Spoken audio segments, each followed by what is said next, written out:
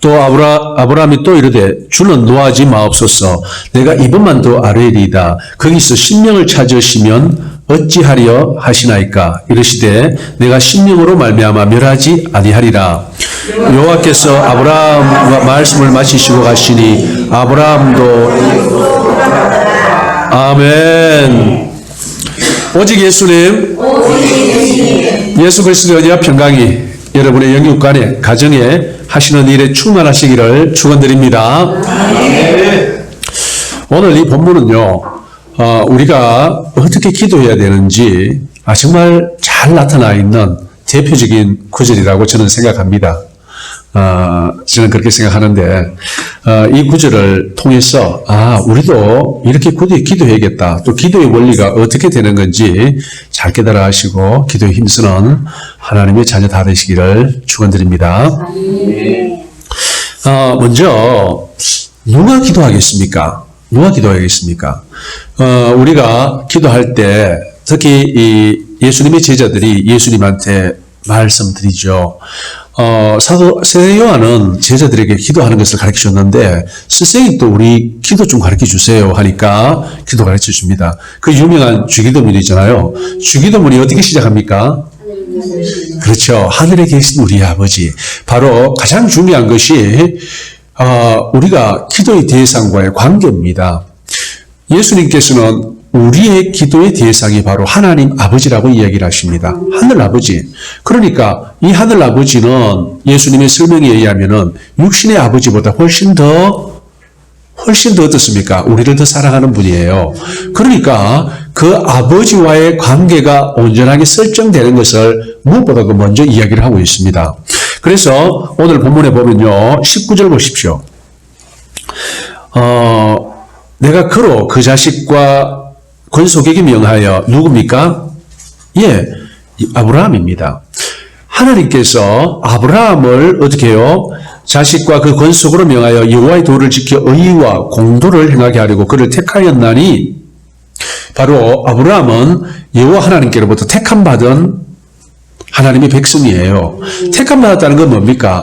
우리가 구약에서는 그 의미가 희미하게 나타나 있어요. 택함받았다는 의미가. 그런데 신약에 오면서 사도 바울이 택함받았다는 의미를 명확하게 이야기해 주고 있습니다.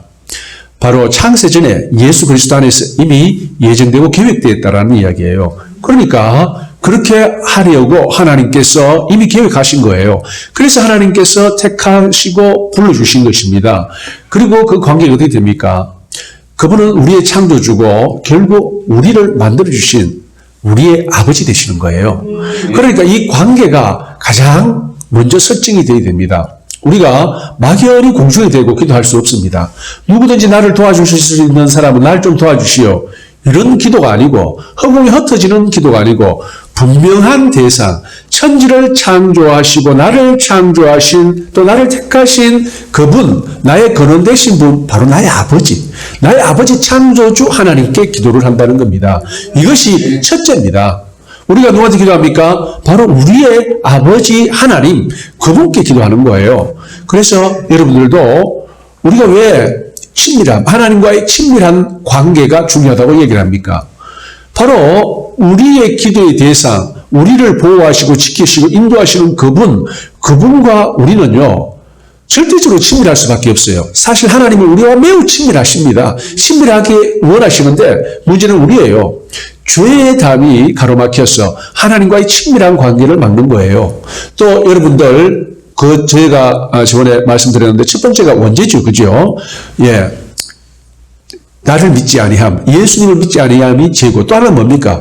발을 안 씻고 계속 발이 안 씻어져가지고 발에 때가 덮여가지고 왜 됩니까? 발에 때가 꽉 덮여 있으면 우리의 마음이 무뎌집니다. 그래서 하나님과의 관계가 점점점 멀어져요. 회개하고 빨리 돌아와야 되는데 그렇지 못한 거예요. 바로 그러한 죄악들이에요. 그래서 이러한 죄악들이 하나님과 우리의 관계를 막고 있는 거예요. 그래서 회개하고 더욱더 하나님께 가까이 나아가고 그분과 친밀한 관계를 유지하는 게 매우 매우 중요하다는 겁니다. 우리 인간사도 그렇습니다. 어떤 일을 하고 싶은데 그 일에 주권을 쥐고 있는 핵심적인 인물이 있어요. 나는 잘 몰라요. 그럼 어떻게 합니까? 내 친구가 잘한다. 내 아는 어떤 분이 잘한다. 그러면은 그분한테 말씀드려가지고, 야, 저쪽에 좀 어떻게 줄을 넣어달라. 내가 지금 그 일을 하기를 원하는데, 내가 그 인맥이 없어서, 그러니까 연결할 고리를 못 찾는다. 네가 따로 치라니까 좀 연결해달라. 뭐 이런 부탁하지 않습니까? 그게 다 뭡니까? 그게 친밀하다는 겁니다. 그런데 천지를 창조하시고 또 인간의 길흉화복, 생소화복을 주관하시는 그분과 우리가 친밀한 관계가 있다면요.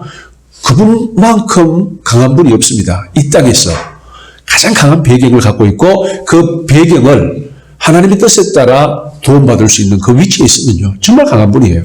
그래서 첫째 기도할 때 우리는 어떤 택함받은 하나님의 자녀라는 사실, 이 사실에 우리는 분명히 우리는 가슴속에 새겨야 됩니다. 두 번째가 뭡니까? 여기 보시면요. 17절 보세요. 여호와께서 이르시되 내가 하려는 것을 아브라함에게 숨기겠느냐? 이렇게 나옵니다.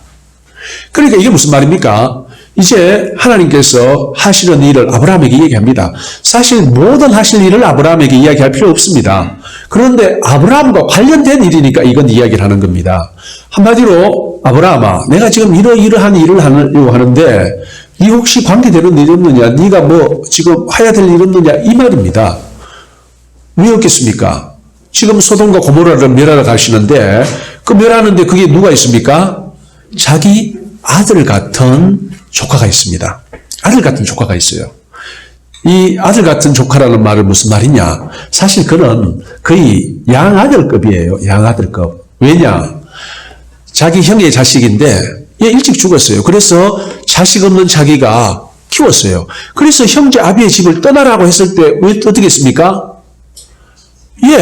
걔를 데리고 왔어요. 롯을. 왜 데리고 왔어요? 이거는 친척 아니다. 내 아들이다 생각하고 데리고 온 거예요. 내 아들이다. 왜요? 아들 없는 결혼한 이 아브라함에게 그는 조카지만 아들 같은 조카예요. 그런 경우 많이 있지 않습니까? 우리 살아오면서 자식 없는 그 어떤 큰아버지가 그 자기 동생의 자식을 양자로 삼는 그런 거 흔한 일이지 않습니까? 그죠? 특히 이 혈육의 이 상속 관계가 중요한 그런 시대에는 당연한 일입니다. 그러니까 이 아들 같은 조카 롯이 있는 그 땅을 다 멸함으로써 아들이 죽게 되면 왜 됩니까? 조카가. 얼마나 상심이 크겠습니까? 이래 되면 어떻게 되냐면요. 끝까지 뭐가 남냐면요. 마음속에 앙금이 남습니다. 하나님은 다 믿더라도 99%인데 나 1%는 못 믿는다. 왜? 나중에 내 뒤통수 칠지 모른다. 갑자기 내 아들 갑자기 죽게 할지도 모르고 내 아들 갑자기 죽게 할지도 모른다. 이런 생각이 있는 거예요. 결국 이 아브라함이 어떻게 해서 아들을 바칠 수 있었을까요? 그 모든 사람을 요리할 때 자기 롯의 가족을 구원해 준 그 하나님을 본 거예요. 이미 이런 관계 속에서 하나님과의 관계가 형성된 겁니다. 그렇기 때문에 저분은 믿어도 된다. 저분은 정말 내가 믿을 수 있는 분이다. 하늘에서 불을 내려서 몇 개 도시를 없앨 때 내 조카만 구해주시고 죽음에서도 구해줄 그런 분인 줄 이런 관계 속에서 이미 형성됐다라는 겁니다. 그래서 어떻게 합니까? 알려주는 거예요. 뭘 알려줍니까? 기도할 제목을 알려줍니다. 여러분들 하나님께서 허락하지 않는 거 기도하면 왜 되는지 아세요? 그거 헛기도입니다. 헛기도입니다. 자, 그러면 제가 여러분들 이제 기도의 제목을 하나 주겠습니다. 매주 로또 1등 걸려가지고 교회 11조 하십시오. 자, 지금부터 기도하십시오. 우리 모든 성도님들 매주 로또를 사십시오. 사가지고 매주 1등 걸려가지고 매주 11조로 뭐 한 1,000만 원씩, 1억씩 그렇게 하시길 바랍니다 하고 제가 이제 불철주야 기도하고 그럽니다. 그럼 하나님 그 기도 들어주실까요? 왜 안 들어줘요? 우리 성도들 밥도 안 먹고 40일 굶으면서 같이 금식하면서 기도해봐요. 하나님께서 허락하신 기도가 아닌 거예요. 그러니까 우리 많은 사람들이 어떤 기도를 하고 있냐면은 하나님께서 기뻐하지 아니한 기도를 하는 거예요. 그런 기도는 응답 없습니다. 하나님께서 허락하지 않은 기도는 응답 없다는 거예요. 그래서 우리가 기도를 할 때 무엇을 기도해야 되느냐? 우리에게 기도할 마음을 주세요. 또는 기도할 근거를 주세요. 기도할 합법적인 기도 제목을 주신다는 겁니다. 그것을 놓고 기도를 해야지 안 그러면 안 된다는 거예요. 자, 그래서 오늘 아브라함에게는 뭘 주십니까? 기도할 제목을 주시는 거예요. 어떻게 해요? 아들 같은 롯이 가족이 이제 멸망당했었는데 붙잡고 사정 안 하겠어요? 당연히 붙잡고 사정하죠. 하나님 안 됩니다. 이러시면 안 됩니다. 예, 제 아들 같은 롯을 죽이다니요. 근데 그렇게 말은 안 합니다. 하나님, 제 의인을 악인과 함께 멸하는 것은 하나님의 성품, 정의의 성품이죠. 맞지 않습니다. 어떻게 악인 때문에 의인을 같이 멸할 수 있겠습니까? 하나님 아버지, 거기에 50명 있으면은 멸하겠습니까? 그래, 50명으로 말미암아 그 도시 다 내가 멸하겠다. 이렇게 하지 않습니까? 그래서 두 번째 기도의 원리는 뭐냐면요. 마음대로 기도하지 마시고 그런 기도는 안 됩니다. 어떤 기도요?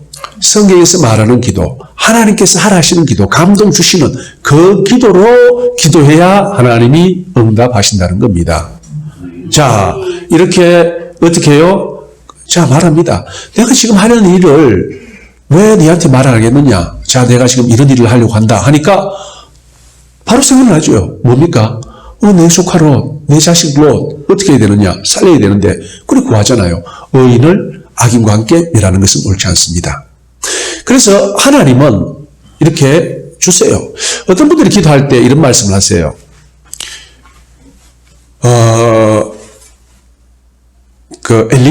엘리야가 열왕기상 18장에 보면은 엘리야 얘기가 나옵니다. 엘리야가 7번 기도했으니까 우리도 그렇게 7번까지 기도하자. 하나님이 응답될 때까지 기도하자. 그 말도 맞는데 근본적으로 잘못 가르치는 거예요. 뭐가 잘못 가르칩니까? 하나님이 비 온다는 소식이 없었는데 자기가 7번 아니라 70번 기도해 보세요. 비 올까요? 안 합니다. 하나님이 어떤 계획입니까? 3년 반 동안 가뭄으로 해서 이 이스라엘을 벌주기를 작정하셨어요. 그럴 계획이 있는데 어떻게 그거를 구원해달라고 1년 반만 해요? 안 됩니다. 절대 비 안 옵니다. 딱 3년 반 돼야 비 옵니다. 그런데 이제 그것을 이야기하지 않습니까? 18장 1절을 한번 보시면 어떻게 되나면요. 한번 읽어보실래요? 누가? 열왕기상 18장 1절을 한번 보세요. 자, 먼저 찾으신 분 한번 큰 소리로 읽어보세요.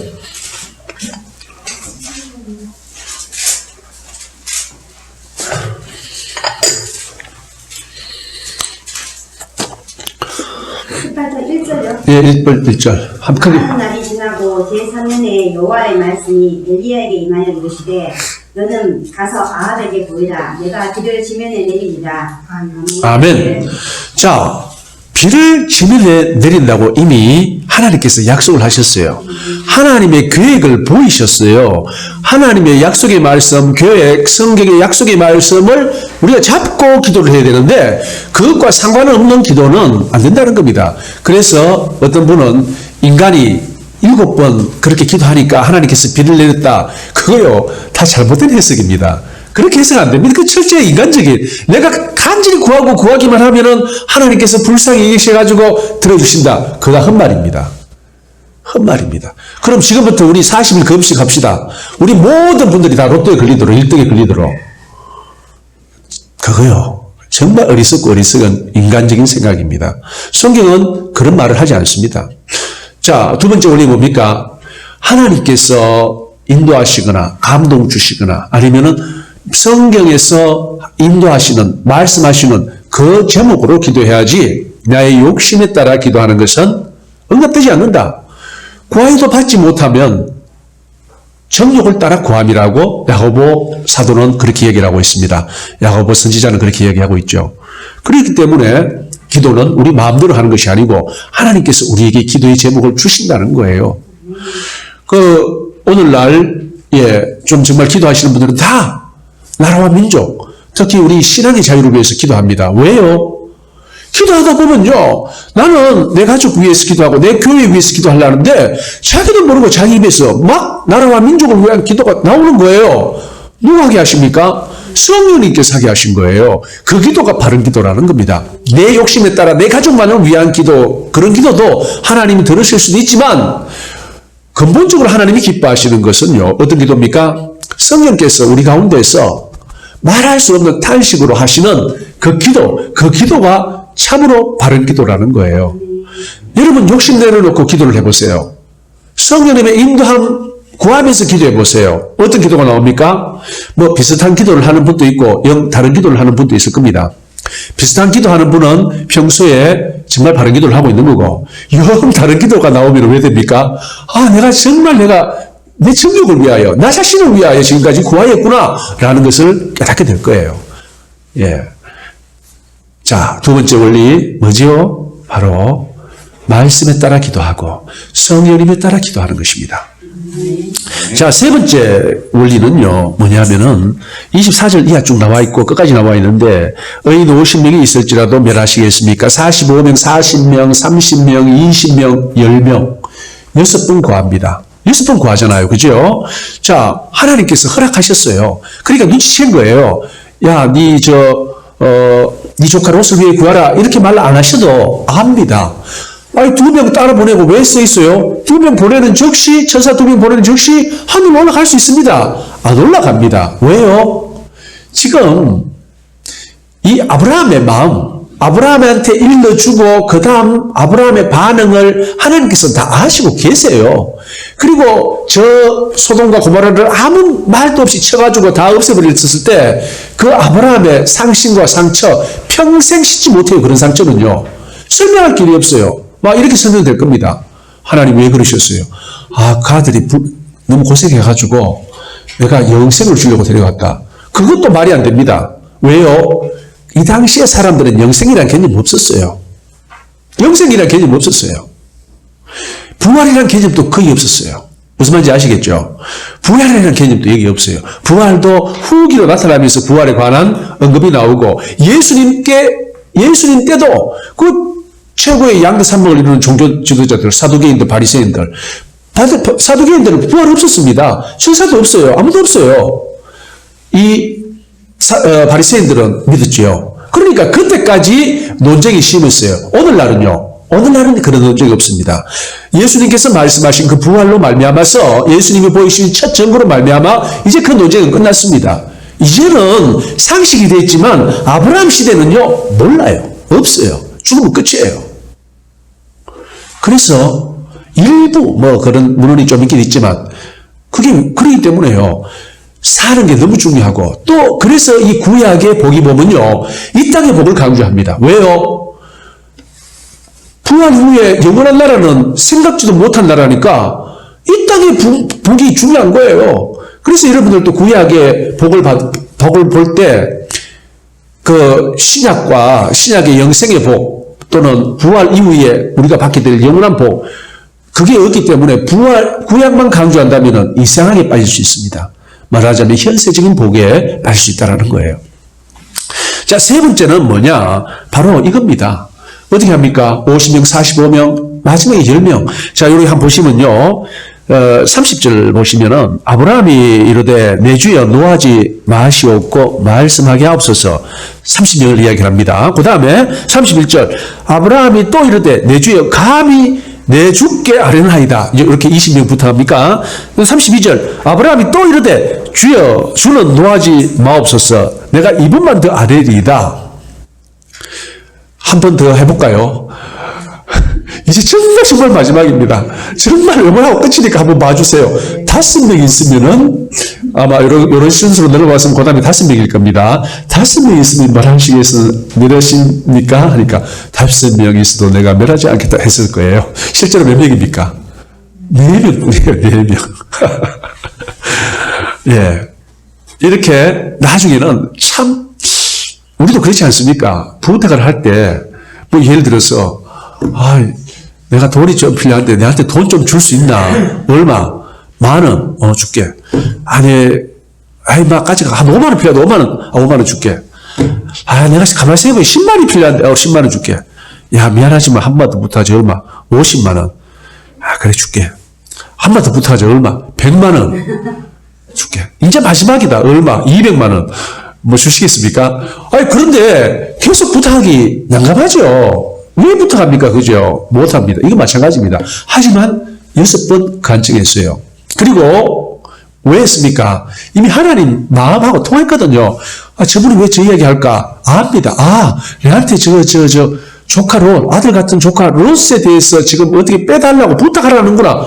이거 알아요. 자, 이 열왕기상 18장에 보면은 우리가 누구 얘기를 봤습니까? 엘리야 얘기를 봤죠.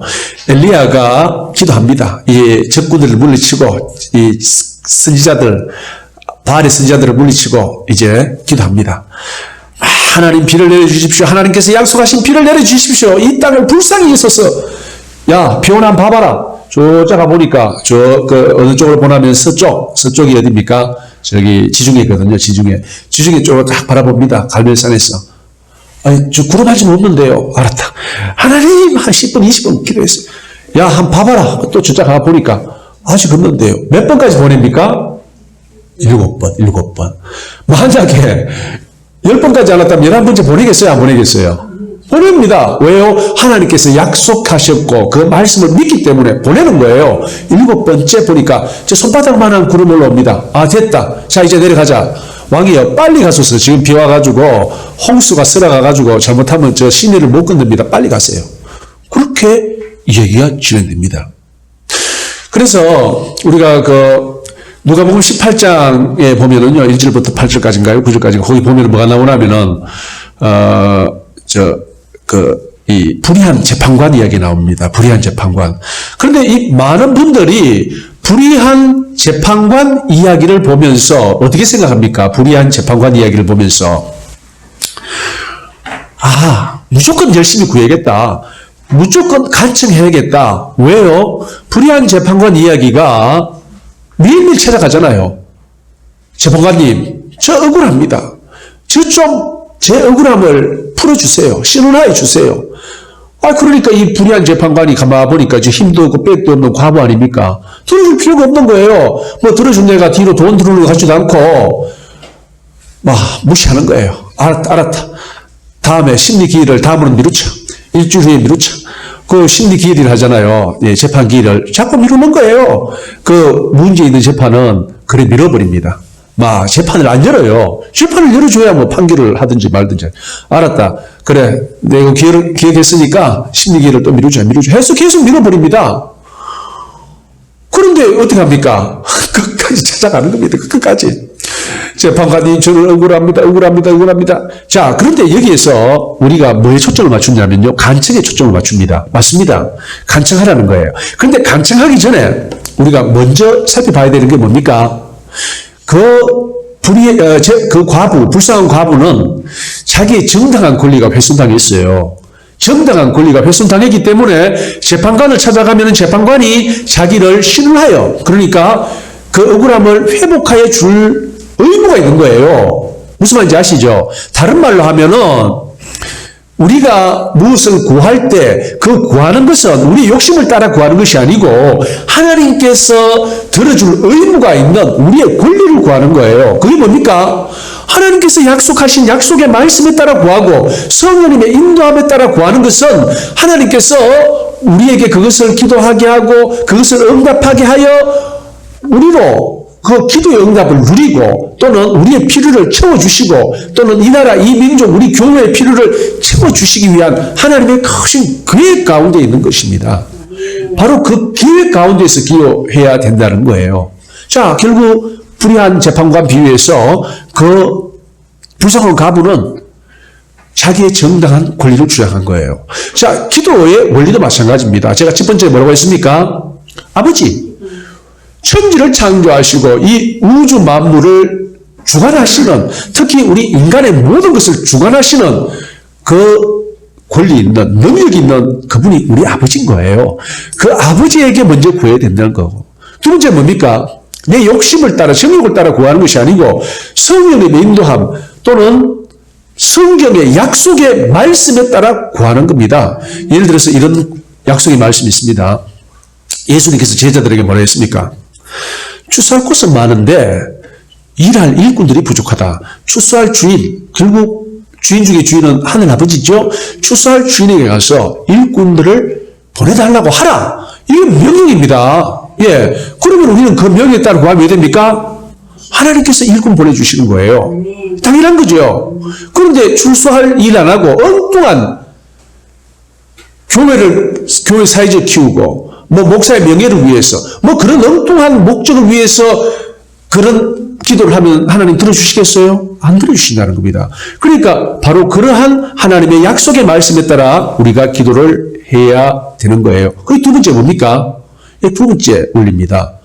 내 뜻대로 내 정욕을 위해서 하지 말고 하나님의 약속의 말씀과 성령님의 인도함에 따라 기도하라. 세 번째, 오늘 아브라함이 6번 구했습니다. 그 마지막 3번은요, 미안해요. 지도 미안합니다.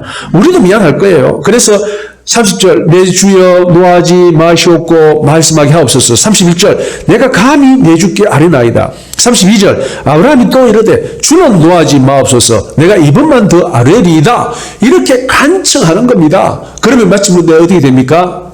그 기도에 응답이 있다는 거예요. 자, 이 사건에서 의인 몇 명뿐이었습니까? 4명뿐이었습니다. 그런데 아브라함이 구한 건 뭡니까? 10명까지였어요. 그러니까 원칙적으로 그 안에 있는 모든 사람은 다 어떻게 됩니까? 죽어야 됩니다. 죽어야 되는데 결론은 어떻게 됐습니까? 아브라함의 사랑하는 아들 같은 조카 롯의 가족을 구원해 줍니다. 구원해 주잖아요. 바로 이렇습니다. 비록 그 기도가 끝을 보지 못했습니다. 정확한 관역을 때리지 못했다 하더라도 어떻게 됩니까? 바로 하나님께서는 우리의 연약하고 부족한 기도지만 하나님의 뜻에 따라 한 그 기도를 들으시고 마침내 응답하셨다는 거예요. 자, 우리 이제 기도에 대해서 들었습니다. 이제 어떻게 기도해야 될까요? 여러분, 우리 기도 많이 하잖아요. 제일 좋은 게 성령을 따라 기도하십시오. 성령님의 인도함에 따라 기도하십시오.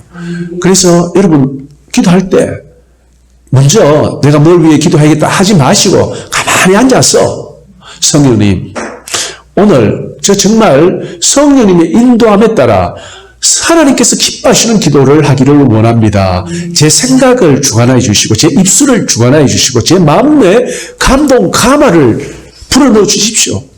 해보시면요, 저는 확신 큰데 여러분은 다 하나님의 인도함을, 하나님께서 인도하시는 기도를 할 수 있습니다. 왜? 저는 여러분을 성령님의 사람이라고 믿습니다. 그러한 기도가 마침내 응답받는 기도입니다. 비록 응답의 신은 우리는 알 수 없습니다. 좀 이럴 수도 있고 늦을 수도 있지만 그러한 기도는 결코 떨어지지 않고 하나님께서 다 응답하신다는 거예요. 사랑하는 성도님들, 정말 이렇게 기도하여 이 기도의 원리에 맞춰서 기도하여 하나님의 응답을 받으며 또 하나님과 친밀한 교제를 나누어 갈 뿐만 아니라 성령님의 인도함에 따라 살아가는 주의 자녀, 주의 백성 다 되시기를 예수님의 이름으로 축원드립니다. 아멘. 할렐루야. 아버지 하나님 감사합니다. 전능하신 아버지 하나님을 찬양합니다. 저희들이 무엇이 간데 하나님의 자녀 삼아주시고 또 기도할 수 있는 은혜를 부어주셨습니까?